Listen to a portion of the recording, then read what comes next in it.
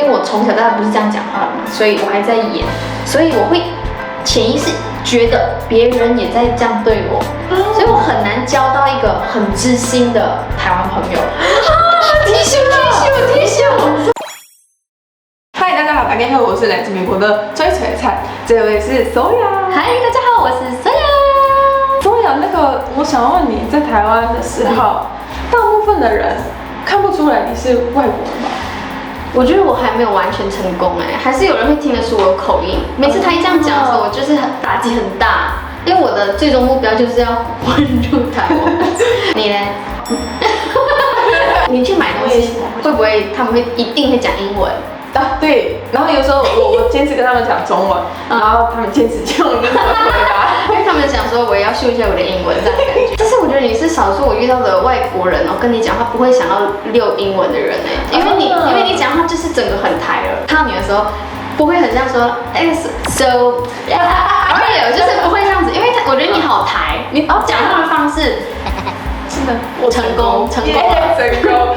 平常你在台湾，或就是去认识一些陌生人，会有人问你是哪一国人吗？样子的话就不会了，就会以为是台湾人。那你可能点个咖啡或是点餐的时候，还可以混得过去，不会马上听得出来。对，跟我聊心事的话，会露出马脚这样。OK， 我觉得台湾人其实很知道，只要你的口音有一点点歪歪的。就不是新加坡，就是马来西亚来的这样子，他们可能会直接讲，不是台湾人吧？马来西亚，所以他们也大概会猜到这样。OK， 那他们应该也多少会问你为什么要来台湾吧？会，尤其是在计程车，就时间很长嘛，你也会很常被问嘛，就一定要聊一下，是不是？那你呢？大家会问你，就是来台湾干嘛？每一天都会有。我们最常被问的问题是，所以你是马来人吗？因为马来西亚有很多种族，很多人会不清楚这个。有点像我跟人家说我是美国人，然后他们说我就看得出来。他说你哪看得出来？因为我血统是欧洲的，你知道吗？没有任何一个本来的美国人长这样子。你怎么会来台湾？我其实就是来台湾念书，是念设计系的。我就发现设计不是我爱的东西，然后那时候我来台湾的时候就开始拍影片了嘛，所以我就一直拍到大学，就发现我可以用拍影片来养活自己了，所以我就鼓起勇气的quit掉了大学。真的。准备要来台湾的时候，为什么会选台湾？选什么新加坡或是日本？因为我来台湾旅游过很多次，就觉得哇，这地方感觉很容易适应，因为中文就讲得通了嘛，然后东西又便宜又近，很 friendly 的一个地方。去新加坡很近，太近了，可以远一点的好不好？但是没有出国的感觉，所以就选了台湾。后来决定留在台湾的原因，选择留在台湾就是留在台湾做 YouTube。那现在呢？哪里都可以做 YouTube 吧 ？Yeah, you're right。所以现在就是因为毕竟我还是拿这边的居留证嘛。你要等永久的那个，终于有一点远了，因为有一点是10年吗？不是5年啊，5年而已。5年啊，但是读书不算。我还有3年。Anyway， 还有1年。你呢？那你为什么会留在台湾？我来台湾也是真的有点不小心的。那时候来台湾其实等于是免费的。你毕业了吗？毕业了。所以你可能大可以回去这样子，对不对？但是你还是选择留在这边。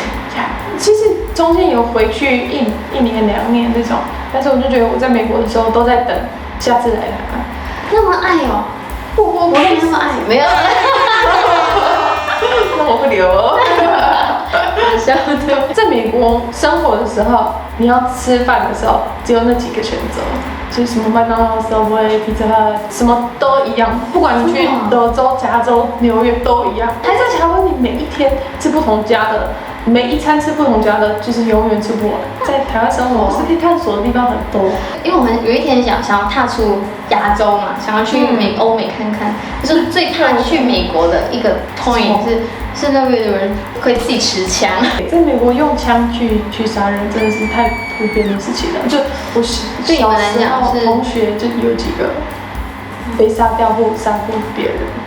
然后这是非常普遍的事情。小朋友吗？没有，就是长大之后，没有跟他联络的时候。但是你去旅游或是什么，就是不要挑战别人就好。那你有没有就是来台湾之后觉得最大的挑战？变成台湾人，跟台湾人在同一个频率，我觉得这个很难。要用他们的方式去聊天，要不然他们会有可能听不懂我讲什么，或者是我可能会担心，会觉得，他们会不会因为听不懂我讲什么，然后会问我，或者是会有误会了我的意思，所以我就努力的，有点像变成跟他们一样，这就是最大的挑战。是像我去英国，然后用英式英文讲话，然后有可能你可以感受得到这个差别。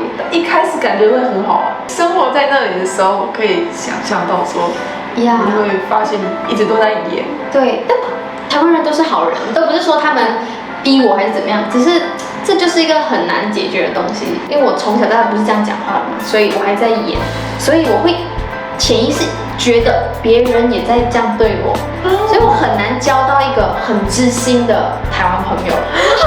提醒！除了我男朋友，就是台湾人的话，我觉得我还在慢慢的敞开我自己的心胸。那你呢？你最大的挑战是什么？可能跟你提到的有点关系。我就会觉得在台湾生活，不管中文多好，台语多好，都会把我当外国人待。前一阵子很讨厌的事情是，陌生人硬要跟我讲英文这件事。因为我在学中文，然后我花了很多钱去上一个不错的学校，环境都是讲中文的，我才学得好。然后我去 7-Eleven 点咖啡，我就说我要一杯大热拿，这样。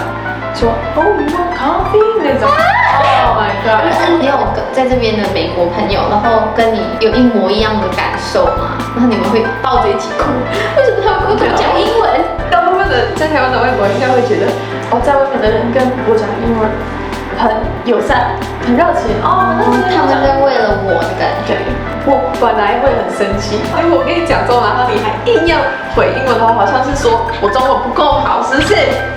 这样的感觉。在台湾，我觉得最不适应的地方马路吧。台湾的马路真的是这个马，在台湾有时候车跟车好挤，就挤到我觉得随时会撞，而且他们很喜欢这样。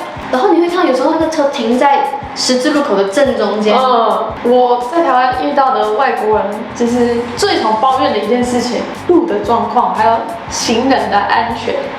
因为跟美国比的话，我们都是人行道有高低差别的，所以路在这里，但是人行道在上面。所以如果车子想要就是绕过去，然后很急，然后最后开到人行道上面去的话，是不太可能的。因为它是个高上来的，对，它上不去。所以人走在那里是安全的。我第一个想到的是那个自行车的道，他们有一个道是可以直接环岛的，我觉得那个做得很好。在台湾最不适应的地方，天气吧，住了这么多年还是不适应那个天气，那个太热了。太闷了。不适应的地方是，台湾女生不太瘦的，在美国长这样子，会有人说你吃饱吗？我怎么变这么瘦？就你已经很瘦了，这样在这里有带给你什么实际上的困扰吗？台湾人很瘦，带给你什么困扰？可能拍照的时候，他比较小只而且我还要剪自己的影片，然后我还一直看自己，然后再坐在你旁边，然后你模特身材在那边，然后你知道题外话，美国人是不是可以不洗澡就上床啊？可以啊，真的假的？我每天都那种。那你早上才洗澡？有时候是下午洗澡，然后出去回来直接上床。对我们来讲，那是一个仪式，就是睡觉前干净的。Why？那个床要干净的，就直接穿着鞋子上床。你们的鞋子还可以踩进家里面吗？可以哦。有点脏。不要打扫哦，懒得打扫，这很懒的。我们没有办法文化差异这方面，比较像台湾人吧。亚洲人都差不多同个概念。